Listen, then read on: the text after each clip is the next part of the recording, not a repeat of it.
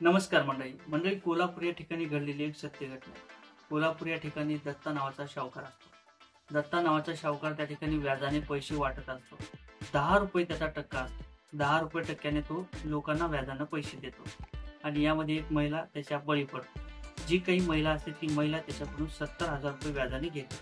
व्याजाने घेतलेले पैसे तिला परतफेड केले जात नाहीत, पैसे त्याला देणं होत नाही, म्हणून जो काही शाहूकार असतो तिच्यावरती नेहमीच बलात्कार करतात, अनैतिक संबंध ठेवतो असतो आणि जी काही महिला असते त्या महिलेला तो भोगत असतो। आता ही घटना कशा पद्धतीने घडली होती आणि नेमकं या महिलेला 70,000 रुपयाचं नेमकं काय काम पडलं होतं याच्यावरती आपण थोडक्यात नजर टाकणार आहोत। मित्रांनो, मी गणेश ठाकरे, क्राईम मराठी या यूट्यूब चॅनलवर आपलं सहर्ष स्वागत आहे। चॅनलवर नवीन असाल तर चॅनलला सबस्क्राईब करून घ्या, व्हिडिओ आवडला तर शेअर करा। मंडळी, ज्या अर्थी प्रेम प्रकरण असेल, लफडे असतील, सध्या मोठ्या प्रमाणात वाढलेले आणि जी काही महिला असते ती गरीब घरातली असते। या महिलेचा पती सुद्धा वारलेला असतो आणि ही जी काही महिला असते ती घराचा व्यवहार व्यवस्थितपणे हाताळत असते। कुठेतरी कामानिमित्त जाते, त्या ठिकाणी काम करते आणि तिच्याकडे ती पैसे जे येतील त्याच्यातून ती तिचा घर व्यवहार भागवत असतो। त्या महिलेचं स्वतःचं घर सुद्धा असतं। त्या महिलेचं घर असल्या कारणाने त्या ठिकाणी ती काम करते आणि घरी आल्यानंतर आपलं काही जेवण वगैरे करणं असेल, झोपणं असेल त्या ठिकाणी करते आणि रोजच्या नियमाप्रमाणे ती बाहेर कामाला जात असते आणि तिचा जो काही कारभार असतो तो सुरळीत चालू असतो। परंतु महिलाला वाटलं की आता आपण काहीतरी केलं पाहिजे, आपल्याकडे पैसा जास्त आला पाहिजे, आता वयामानानुसार आपण काम करू, जेव्हा नाही तोपर्यंत काम करू, परंतु आपल्याकडे जर पैसा म्हातारपणी नसला तर आपण काय करायला, असंही तिला प्रश्न पडतो। त्यानंतर ती कामाच्या निमित्त जे काही पैसे असतात ते पैसे तिला पुरेसे नसतात, जे काही व्यवहार करायचे असतो ते पैसे तिला पुरेसे नसतात। त्या कारणाने जे काही दत्ता शाहूकार असतात, बऱ्याच लोकांना ती व्याजाने पैसे मागून थकलेले असते, परंतु एक दत्ता शाहूकार त्या ठिकाणी तिला भेटतो। त्या ठिकाणी बाजूच्या तो गल्लीत राहत असतो आणि त्या ठिकाणी त्या दत्ता शाहूकाराला ती व्याजाने पैसे मागतो। आता दत्ता शाहूकार 10 रुपये टक्क्याच्या खाली कोणाला देत नसतो। त्या कारणाने त्याला वाटलं की आपण वसूल करणार असो, शेवटी हिच्याकडे घर आहे, आपल्याला काही कधीही पैसे तिचे वसूल होतो, म्हणून तो दत्ता शाहूकार तिला होकार देतो। 1-2 दिवस मी तुझ्या घरी येऊन पैसे देतो असं बोलणी करतो आणि त्या ठिकाणी एक दिवस तिच्या घरी जातो।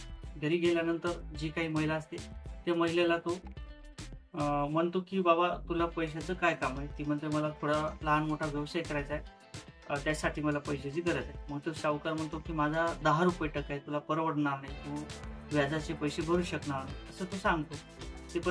ती म्हणते की मी व्याज तुम्हाला दर महिन्याला देईल, थोडं थोडं करून मी तुम्हाला व्याज पैसे देईल आणि जे काही मुद्दल 70,000 रुपये ते सुद्धा तुमचे फेडेल, अशा पद्धतीने सांगतो। त्या ठिकाणी चहा पाणी वगैरे आणि त्या ठिकाणी झाल्यानंतर जी काही महिला असते त्याला सांगते की मी दर महिन्याला पैसे देईल आणि जो काही शाहूकार असतो दत्ता तोही तिला राजी होतो।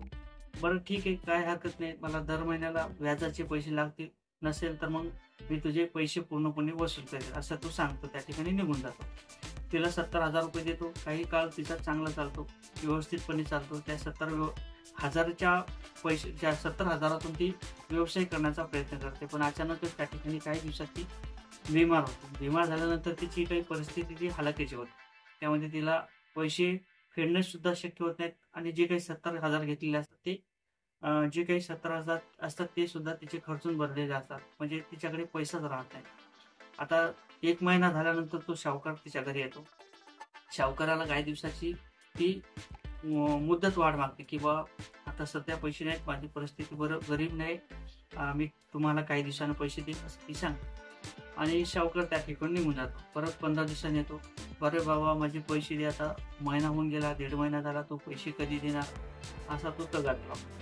त्या ठिकाणी महिला असते ती सांगते माझ्याकडे पैसे नाहीत, पण मग तो शाहूकार तापतो त्या ठिकाणी, कारण तर त्याला वाचण्याची भूक असते। त्या ठिकाणी तो नाटक करण्याचा प्रयत्न करतो, हे बघ मला माझे पैसे हवेत, पैसे जर नसतील तर मी तुझं घर गहाण करीन किंवा त्याच्या घरातील पूर्ण पसारा भरून येईल असं तू सांग।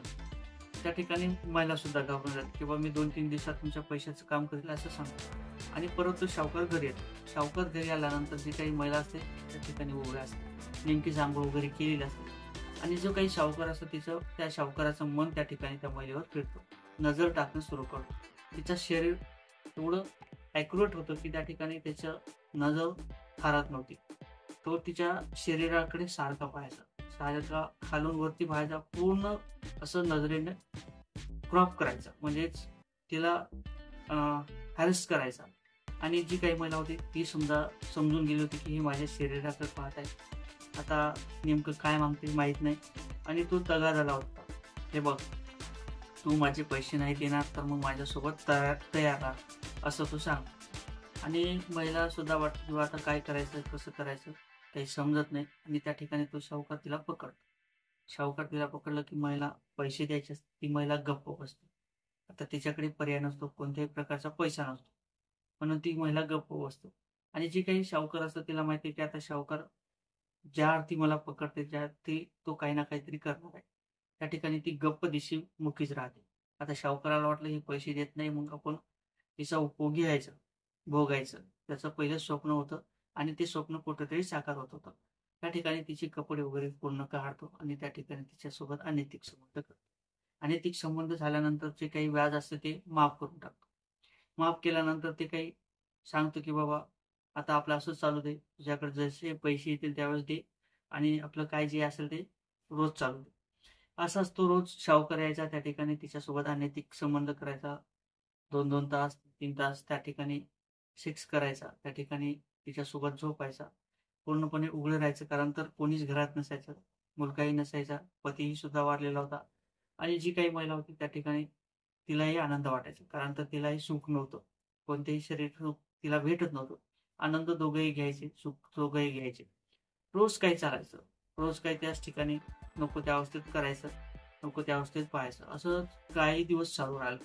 आणि जो सावकार असतो त्या ठिकाणी त्या महिलेची व्हिडिओ सुद्धा काढून देतो, फोटो सुद्धा काढून देतो की बा आपल्याकडे राहू दे, मी जर कुठे बाहेर गेलो तर तुला पाहायला का मिळेल, आणि मी कुठे बाहेर असलो तर तुला पाहायला भेटेल, मी बाहेर असलो तर मला पाहायला भेटेल, असं तो सांगतो. आणि त्या ठिकाणी तो व्हिडिओ काढतो. आता व्हिडिओ काढल्यानंतर जे काही तगादा असतो त्या महिलेचा, परत तो पैसे मागण्याचा प्रयत्न करतो. जो काही सावकार असतो तिला पैसे मागतो, कारण त्याच्यावर सगळं काही भागलेलं असते, त्याच्याकडे व्हिडिओ असतो, जेव्हा म्हणायचं तेव्हा ती भोगल्या जात होती. अशा पद्धतीने तो सुद्धा आता कंटाळून गेला होता, तिथे नकोशी झाला होता.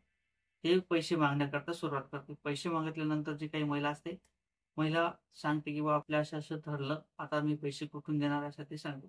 परंतु तो सावकार ऐकत नसतो. त्या सावकार त्या घरावरती कब्जा करतो. कब्जा केल्यानंतर जी काही महिला असते त्या स्थानिकच्या पोलीस स्टेशनला तिथे तक्रार देते की माझ्यासोबत असं असं 2014 पासून होत आहे. 2014 पासून तर आतापर्यंत माझ्याकडे 10 वर्ष माझे भोगलेले आहेत, अशा पद्धतीने तो सांगतो. जी काही महिला असते ते पोलीस स्टेशनला सांगते आणि तात्काळ ते काही पोलीस अधिकारी असतात त्या ठिकाणी त्याच्या सावकारकीचा गुन्हा दाखल करतात. आणि जो काही सावकार असतो त्या ठिकाणी कैद केला जातो. आणि जे काही व्हिडिओ सुद्धा असतात ते सुद्धा नष्ट केले जातात. अशा पद्धतीच्या सावकारकीच्या माध्यमातून ही घटना घडलेली होती.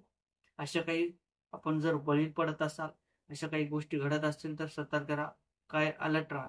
कारण तर जे काही युग आहे ते सहजासहजी पैसे देत नाही. जे काही लोक आहेत ते सहजासहजी साध्या भावनेने पाहत नाही, असं मला तरी वाटते. या व्हिडिओच्या संदर्भात तुम्हाला काय वाटते कमेंटमध्ये सांगा.